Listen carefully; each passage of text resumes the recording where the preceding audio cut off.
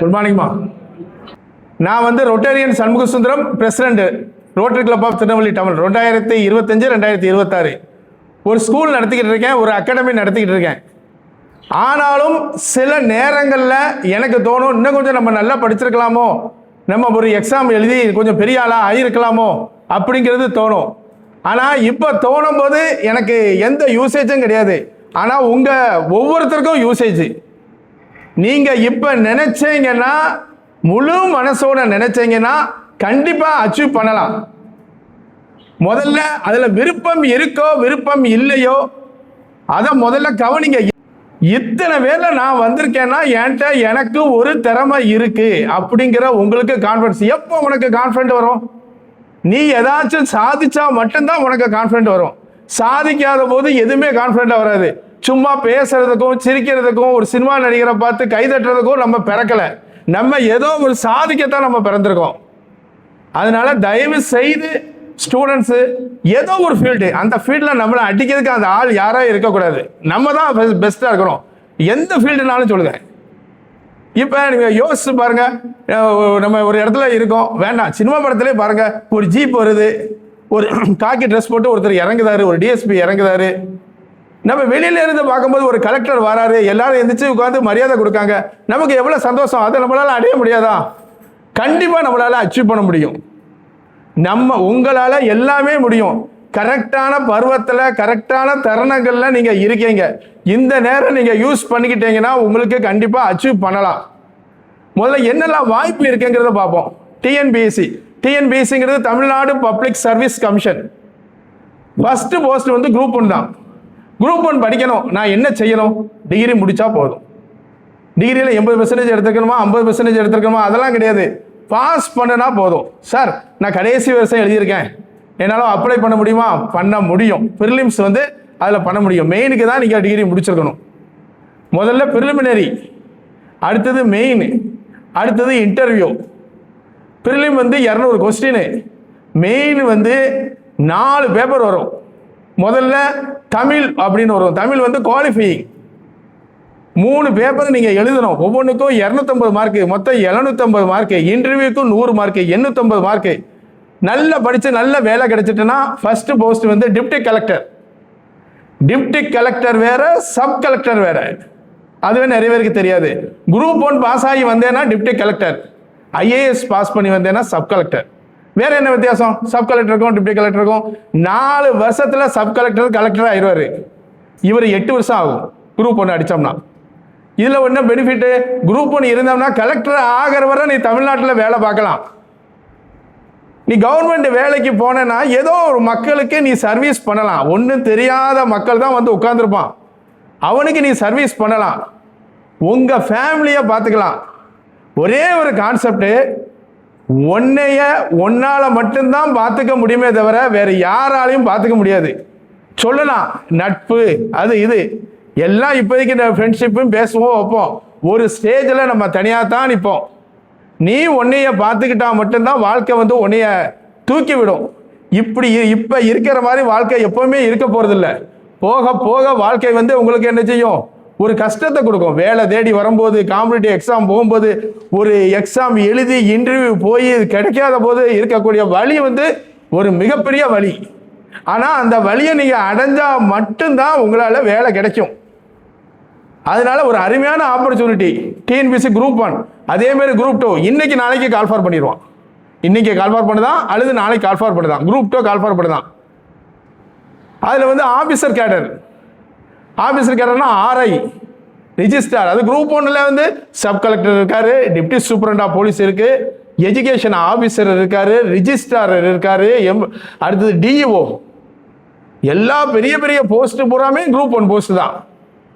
ரெண்டாவது குரூப் 2ங்கிறது கிட்டத்தட்ட அதுக்கு கீழே ஒரு ஆபீசர் போஸ்ட். அதுவும் குரூப் 2 வேற, குரூப் 2A வேற.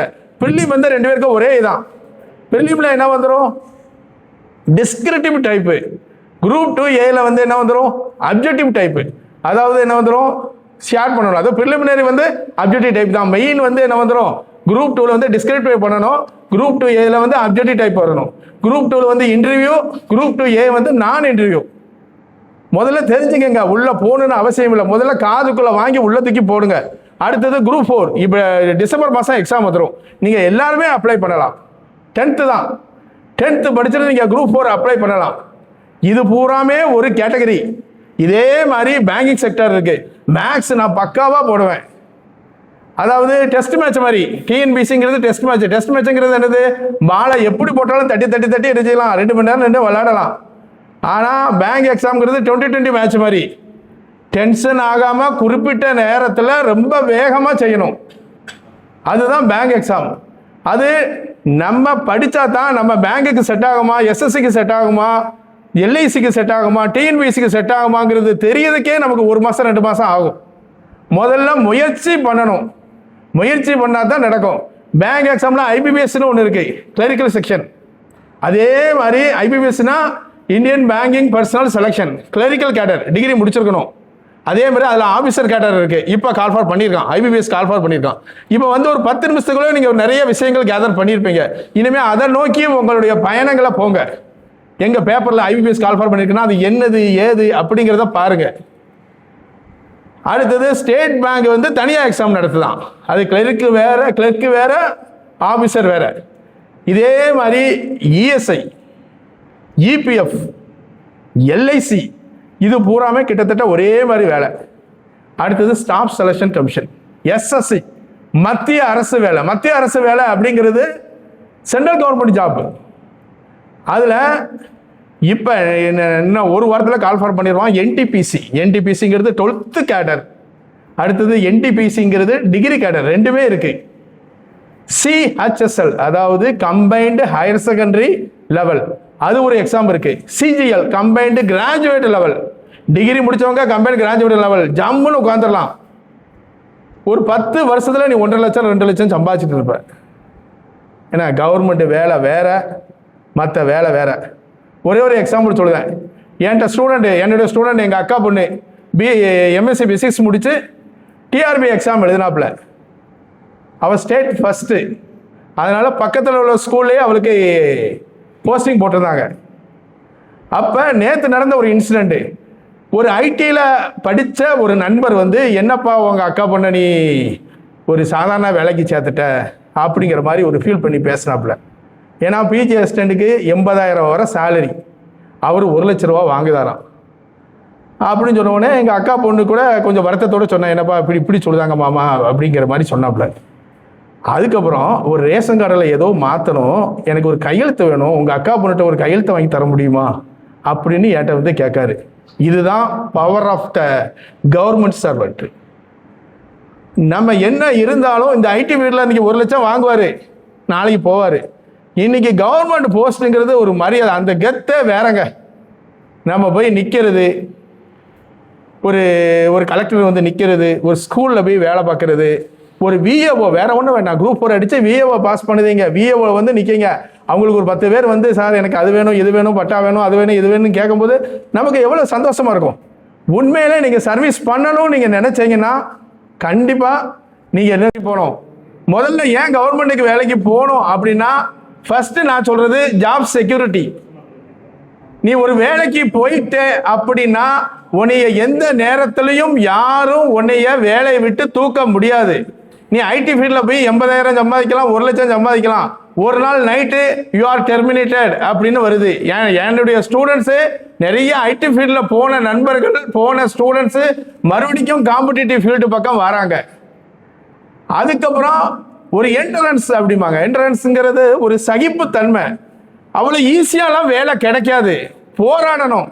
போராடாமல் எதுவுமே கிடைக்காது.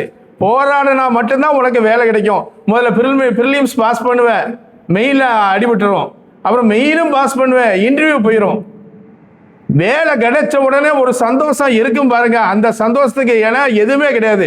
ஏன்னா 10 லட்சம் பேர் எழுதியிருக்கிற இடத்துல மிஞ்சி போனால் 2000 போஸ்டிங் இருக்கும். அதில் நான் அடித்து வாரேன் அப்படிங்கிறதுல ஒரு பெரிய சந்தோஷம். 28ஆம் தேதி 54,824 கிரெடிட் இன் யுவர் அக்கௌண்ட் அப்படின்னு ஒரு மெசேஜ் வந்து ஒரு சத்தத்தோடு வந்து விழும். அதை பார்க்கும்போது